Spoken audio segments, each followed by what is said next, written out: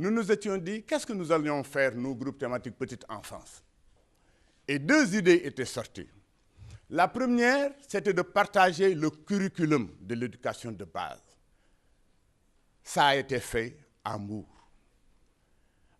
Après, la deuxième idée, c'était de réaliser des outils pédagogiques à partir de matériaux locaux ou bien disponibles au plan national pour être accessibles à tout le monde. C'est donc l'histoire d'un travail de recherche qui a débuté il y a de cela plusieurs mois, voire plusieurs années.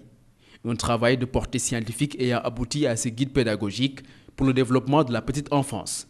Il s'est agi d'identifier des matériaux de base et d'étudier toutes les possibilités de transformation afin d'en faire des outils et supports didactiques. Après ces multiples recherches, l'heure est venue de partager les résultats et de penser à son appropriation par les acteurs concernés. Il y a eu des évaluations à chaque étape, il y a eu des pratiques, il y a eu des expérimentations, des acteurs eux-mêmes de la petite enfance qui sont retournés dans leur structure pour expérimenter les outils, revenir les évaluer, les réajuster, ainsi de suite. C'est un outil qui a été réalisé, dont la réalisation en tout cas obéit à des principes scientifiques. Cela veut dire que c'est un outil valable et valide.